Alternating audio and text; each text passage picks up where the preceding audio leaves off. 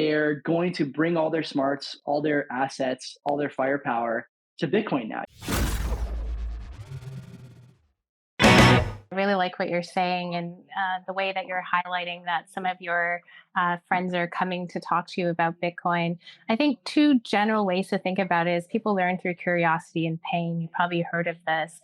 And I think more and more with inflation going up, people are getting curious and are slowly connecting the dots. However, that insidious relationship between debt-based money and cost of living is still a bit hard for people to see, but I think people are indeed waking up to it. And again, I think self custody is such an important piece to then, walk people over to that next step. So, Joey, really like what you're doing with the podcast. And I think, at the right time, you are definitely going to continue reaching those people that feel the pain of inflation and want to learn more.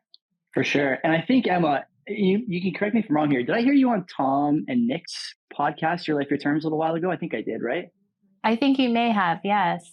Yeah. So one of the things that I try and like keep in mind when I'm talking to people about why they should be thinking about Bitcoin is this idea of net producers. And in Bitcoin, there's many different sort of walks of life. We have tradespeople, we have guys who grow dope, we have guys who sell wine, we have guys who lift weights, we have, X, Y, Z. There's tons of different professions and income, methods in the space. But at the end of the day, they're all net producers. And I think in real estate, what you found is that was the home for the average net producer, especially in Canada, over the last 20 or 30 years. People with money found their way into real estate.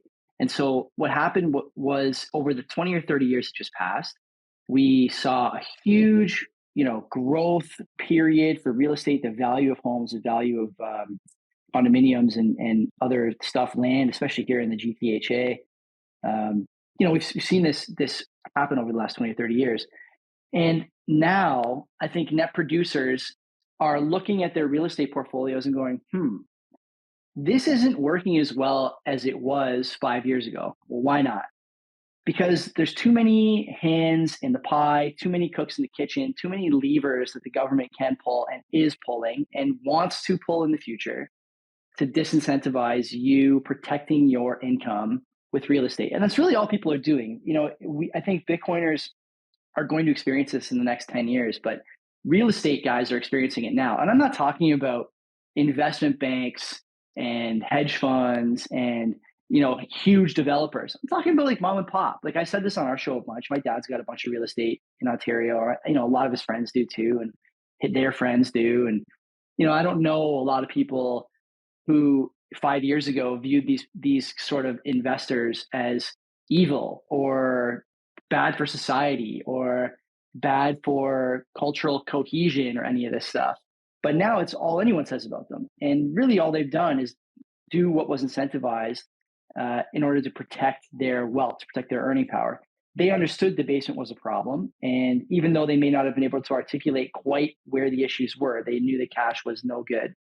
And so the reason I bring this up is because those net producers are going to come to Bitcoin soon. And I think that for all the smart people in Bitcoin now, man, if you want to see, a space and ecosystem grow, just bring in people who have done the right thing for 20 years or 30 years, understand how to build and maybe also protect an empire of wealth, and didn't do anything actually wrong in terms of this thing, the rug being pulled from underneath them.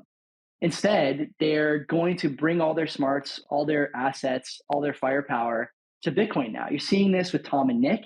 You're seeing this with people who are affiliated with Tom and Nick. And I think this idea of net producers coming from other silos is undervalued in Bitcoin right now. And honestly, the other thing that bothers me about it is we deride the real estate crowd sometimes. We deride the real estate crowd and say like, oh, boomer, you don't deserve that house. Like, I'm not so sure. They could have done a lot of things. There was a lot of scams on TV, a lot of Tupperware parties, a lot of opportunities for those guys to squander their money.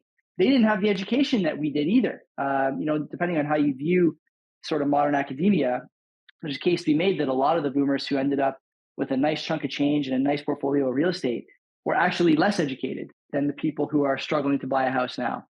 And I would argue that what we should be doing is embracing these people because they'll bring new ideas and they'll bring new people, they'll bring community. And it's something that we in Bitcoin in the past have done a poor job with. I think partially because it's sort of a white blood cell response to new people, but also um, doesn't mean we can't change our approach. These guys are smart. These guys and girls are smart. And I think we owe it to ourselves to um, give them a chance to make their mark on Bitcoin in a way that's going to be positive for all of us.